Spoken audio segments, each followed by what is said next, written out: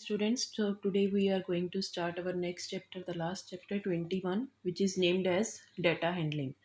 So what is data handling? Data handling is the way of handling the raw data so that it can be easily arranged for the further uses. So let us start with the definition of data. You have to do this definition also. A collection of information in the form of numerical figure.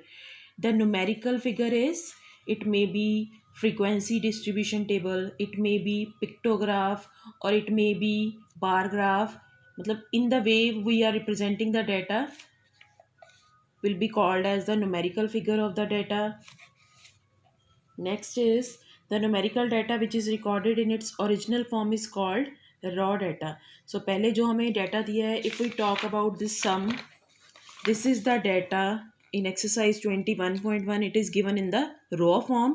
We have to arrange it the data this first in ascending or descending order to make it in a arranged way, to make it in a handled way, to see it in a handled way.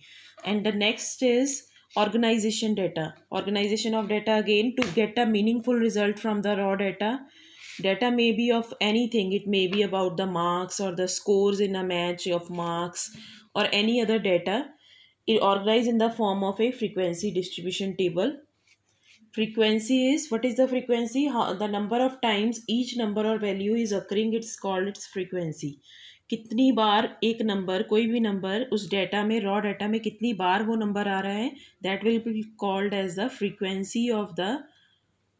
frequency of that particular number. Next is tally chart. A tally chart is a method of collecting and organizing data with tally marks. So tally marks क्या है? Tally marks is a quick way of representing data in the form of a straight line in a group of 5, like 1, 2, 3, 4. These kind of straight line we use for the tally marks, and it always it comes in a group of 5. And after 5, 1, 2, 3, 4, 5. After 5, you can start another group. If the number is more than 5, you can start the another group, 6, 7, 8, 9, 10. This was just an example. Now let us come to the exercise part. 21.1 first sum.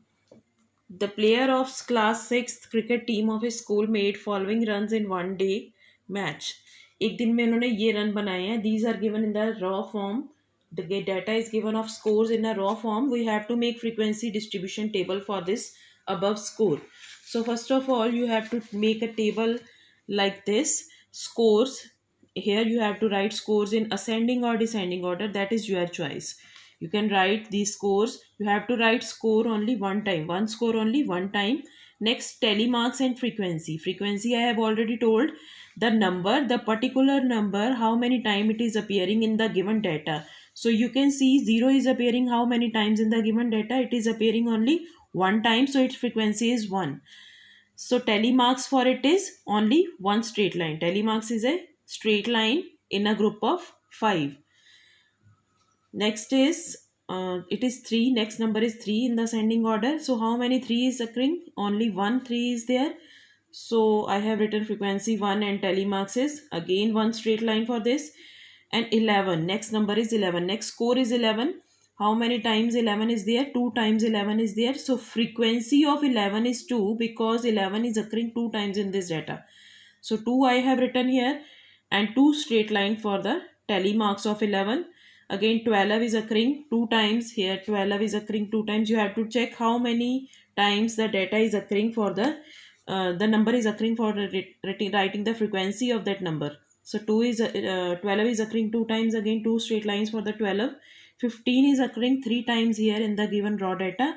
So I have written frequency 3 for the written frequency 3 for the 15 and 3 straight lines for the 15.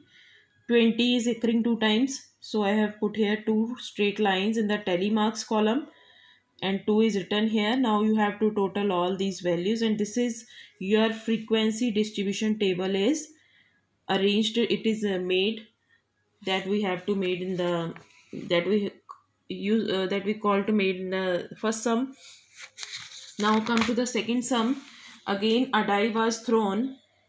The die of a ludo was thrown 25 times. 25 times उसको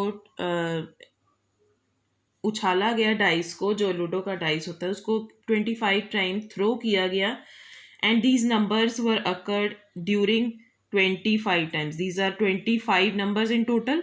सो जब भी वो उसको throw किया गया, हर बार number क्या है, अलग आया. जैसे 5 आया, then it comes 1, 6, 2, 3, 2, 5, 2, 1, 3, like this.